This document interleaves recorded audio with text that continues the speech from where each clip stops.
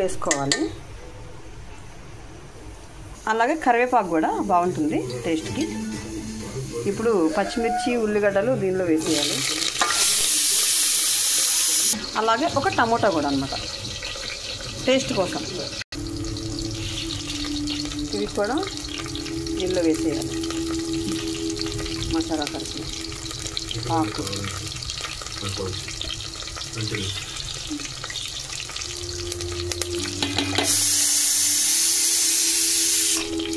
Already నానబెట్టుకున్నానండి. నేను already నానబెట్టుకున్నాను. 2 గ్లాసులు rice నానబెట్టాను. ఇవి శుభ్రంగా కడుక్కోవాలి. ఇలా ఫ్రై చేసుకోవాలి.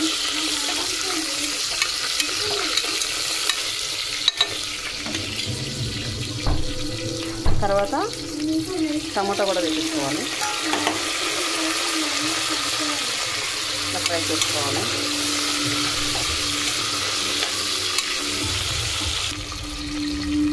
అల్లం వెల్లుల్లి పేస్ట్ కూడా వేసుకోవాలి. దీంట్లో కొంచెం ఇలా రెడీ చేసుకుని ఆయిల్ మధ్యలోకి వచ్చిన తర్వాత అల్లం వెల్లుల్లి పేస్ట్ ఒక 3 స్పూన్స్ వేసుకోండి.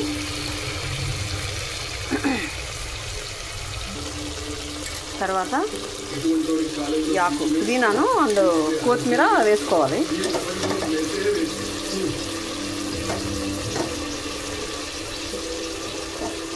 కొంచెం హైలో పెట్టుకోండి. ఇది వేగడానికి కాబట్టి హైలో పెట్టుకుని వేపండి. ఇలా ఆయిల్ కొంచెం ఎక్కువ తినే వాళ్ళకి ఎక్కువ ఆయిల్ వేసుకోండి. తక్కువగా తినాలి అనుకుంటే కొంచెం తక్కువ ఆయిల్ వేసుకోండి. ఓకేనా? నేను ఈ గ్లాస్తో 2 వేసాను రైస్. సో మనం వాటర్ 2 పోసుకోవాలంటే 1కి 2 అంటే 1 గ్లాసు బియ్యం వేసామనుకోండి 2 గ్లాసులు నీళ్ళు పోసుకోవాలి. ఇలా వేగాయి కింద అంటుకుంటుంది అనమాట. వేగినట్టు తెలుస్తుంది మనకి. కింద అంటుంది అనుకోండి, ఇలా వేగినట్టు తెలుస్తుంది. మంచి స్మెల్ కూడా వస్తుంది.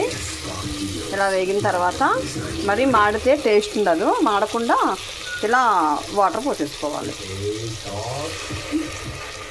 1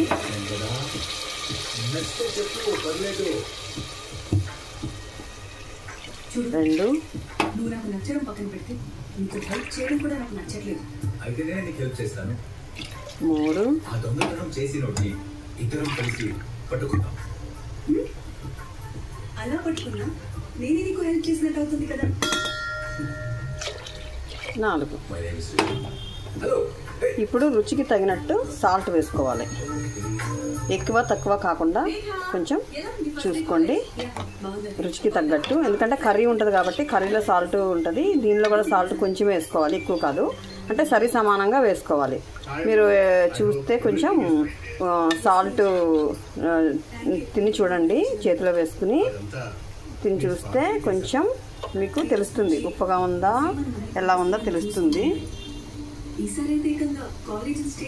సాల్ట్ అయితే పర్ఫెక్ట్గా సరిపోయింది. కొంచెం పసుపు కూడా వేసుకోండి. అంటే కలర్ఫుల్గా కనిపిస్తుంది. కొంచెం ఎక్కువ వేసుకోకండి, పులిహోర లాగా కనిపిస్తుంది. మళ్ళీ లైట్గా వేయండి పసుపు. కొంచెం పసుపు కాకుండా పసుపు అట్లా రైస్ కనిపిస్తుంది అన్నమాట. ఎక్కువ మసాలాలు తినే వాళ్ళకి కొంచెం మసాలా పౌడర్ కూడా వేసుకోండి. బాగా గుమ్మలాడుతూ ఉంటుంది. స్పైసీగా ఉంటుంది. ఓకేనా? ఇష్టం ఉన్న వాళ్ళు వేసుకోండి, లేకపోతే అవసరం లేదు. ఆల్రెడీ మసాలా అన్నీ వేసాం కదా దీంట్లో. ఇలాచి లవంగా అవన్నీ ఉన్నాయి కాబట్టి అవసరం లేదు. అంటే ఇంకెక్కువగా మసాలా ప్రియుల కోసం ఇవి కొంచెం వేసుకోండి పైన. ఓకేనా? ఈ వాటర్ మరిగే వరకు చూడాలి.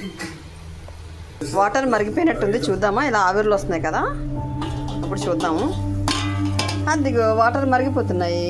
ఇప్పుడు ఒకసారి చూసుకోండి సాల్ట్ ఎంత ఉందో. మళ్ళీ ఒకసారి రీచెక్ అన్నమాట.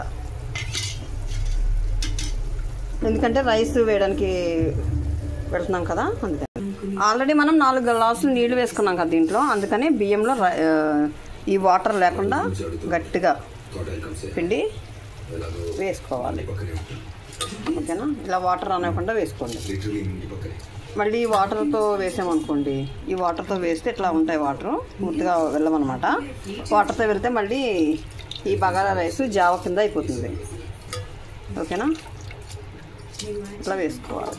థ్యాంక్స్ చెప్దామని కలుద్దాం అనుకున్నాను.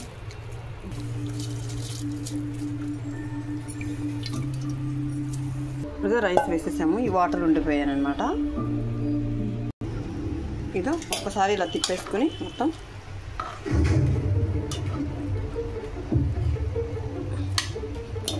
తిప్పుకొని మూత పెట్టేసుకోండి.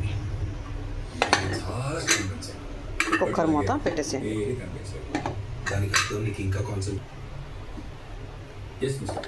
మూత పెట్టేసుకున్నారు కదా. ఇదిగో ఇలా హై ఫ్లేమ్లో పెట్టుకుని ఒక 2 విజిల్స్ రానివ్వండి. ఎక్కువ విజిల్స్ వస్తే మళ్ళీ అన్నం మెత్తగా అయిపోతుంది. ఓకేనా? 2 విజిల్స్ చాలు. 2 విజిల్స్ అయినాక చూడండి. విజిల్ వస్తుంది.